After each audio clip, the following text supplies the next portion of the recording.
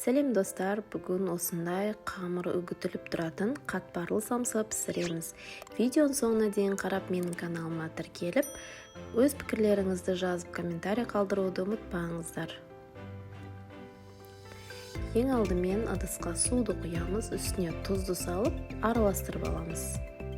Үстіне сұйық май және де сары майды салып, ұнды електен өткізіп салып, қатты қамыр илеп аламыз. Барлық заттардың мөлшерін описанияға жазып қалдыратын боламын, сол жерден көрсеңіздер болады. Қамырымызды илеп болып, бетін жауып 10-15 минутқа тындырып қоямыз. Тынған қамырымызды 4 зуалыға бөліп аламыз. Мен үлкен жиынға самса жасап жатқандықтан осындай 4 зуала қамыр илеп алдым. Сіздерге описанияға осы мөлшердің жартысыны жазамын. Сонымен жасасаңыздар 2 лист самса шығатын болады.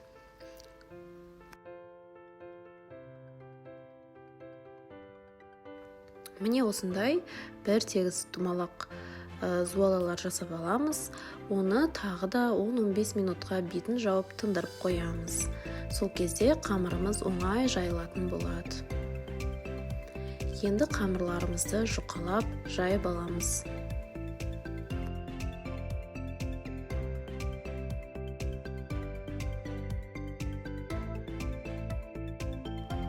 Бірінші жайып алған қамырымызды арасына ұн сеуіп, осылай тәктеп бір шетке алып тұрамыз.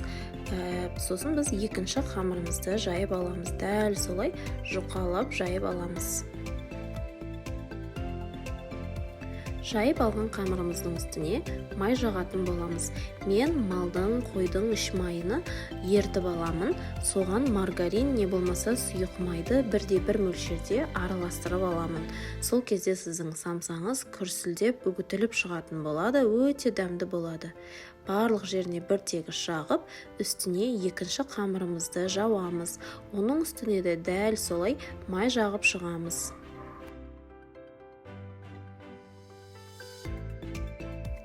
Енді қамырымызды осындай видеода көрсетілгендей орап шығамыз.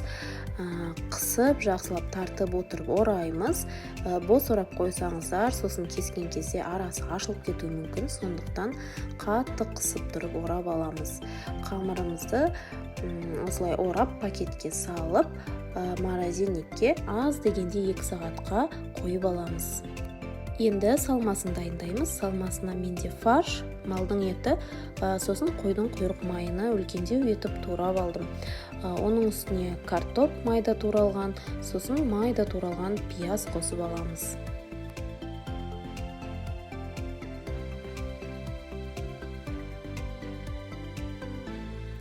Енді дәмдеуіштер қосамыз. Тұз, қара бұрыш, сосын кориандр қосамыз. Барлығын жақсылап араластырып алатын боламыз. Енді морозильниктен қамырымызды шығарамыз. Барлығыны бірдей етіп кесіп шығамыз. Кескен қамырларымыздан осындай домалақтар жасап аламыз.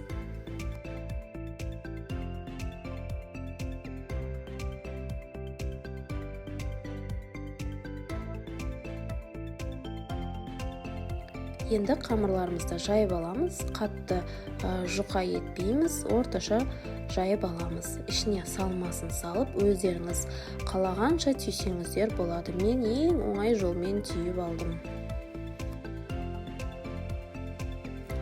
Бетіне жұмыртқа жағып, қызып тұрған 200-220 градуста қызып тұрған пеште 30 минуттай көлемде пісіріп аламыз. Осындай қызарып, күрсілдек болып шығады, өте дәмді болады. Қамыры үгітіліп, қатпарлы болып тұрады.